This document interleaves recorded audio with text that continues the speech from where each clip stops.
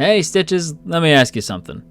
How many of you out there are the ones who get the sideways glances from family members? Or how many of you out there feel like you're being outpaced by your friends? It's a really lousy feeling when you feel like everyone just brushes you aside because you're not falling in line with the rest of them. This can come in the form of many different things. Maybe you didn't have that house you always wanted, or maybe you didn't have all the kids you imagined yet, or maybe you're just not in that idyllic marriage that you see your friends and family post about online all the time.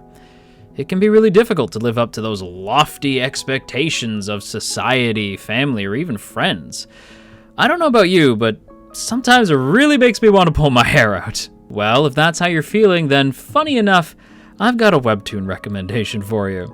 There is a series out there called Maybe Meant to Be, and it absolutely nails that feeling we've been talking about, while also serving up some pretty lovably quirky romance at the same time.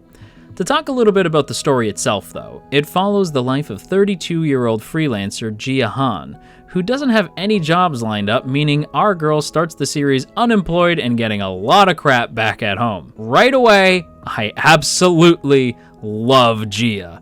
She is relatable in so many ways. She has that take-no-nonsense attitude that I find really charming, even if she can be a bit of a brat at times. Like most of us, she feels a lot of pressure from her family to get a job, get out of the house, get married, all that typical societal norm stuff that suddenly gets flipped on its head with the re-emergence of an old acquaintance of hers. 32-year-old programmer and assistant manager Minshul Jin. And then she just kinda asks this man to marry her, and then they do. Yeah, seriously, that's the out for Gia. The two realize that they're both tired of the pressure from others to get married, and so they enter this marriage of convenience.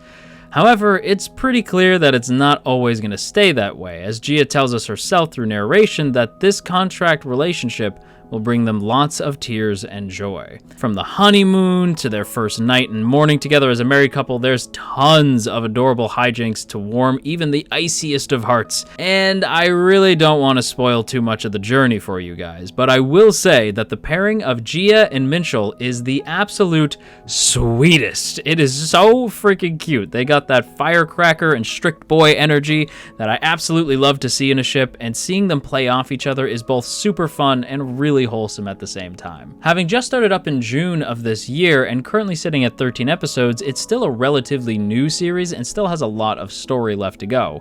However, I am absolutely loving the series already, if you couldn't tell.